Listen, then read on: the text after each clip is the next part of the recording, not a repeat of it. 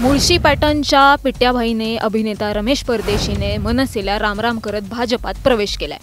पुण्याच्या आढावा बैठकीत याच रमेश परदेशींना राज ठाकरेंनी झापले अशा चर्चा होत्या। आता याच रमेश परदेशींनी भाजपात प्रवेश केलाय। राज ठाकरे मराठी कलाकारांसोबत उभे राहतात, मराठी सिनेमाला ते मदत करतात असं म्हणणाऱ्या पिट्याबाईने रमेश परदेशींनी अचानक भाजपात प्रवेश का केला? मनसेला सोडताना त्यांनी काय कारण दिलं? जाणून घेणार आहोत, व्हिडिओ शेवटपर्यंत बघा।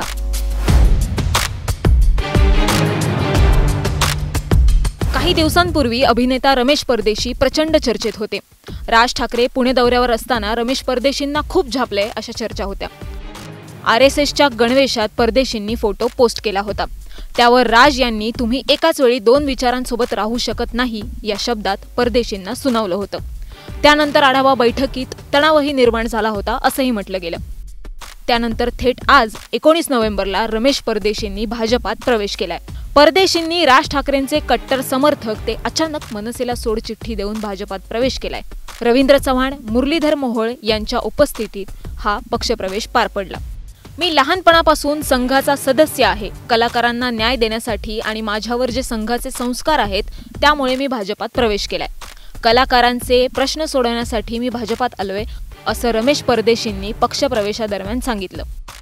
18 नोव्हेंबरला रमेश परदेशींनी मी माझ्या विचारांसोबत राष्ट्रप्रथम असं लिहून RSSच्या गणवेशात फोटो पोस्ट केला। आता खरंच रमेश परदेशींनी विचारांसोबत राहून भाजपात प्रवेश करायचं ठरवलं की राज यांनी झापलं म्हणून नाराज होऊन भाजपात प्रवेश केला अशा चर्चांना उधाण आलंय। तुम्हाला काय वाटतं? रमेश परदेशींनी मनसे का सोडली असावी? भाजपात का प्रवेश केला असावा? आम्हाला कमेंट करून सांगा आणि न्यूज 18 लोकमतला सबस्क्राईब करा।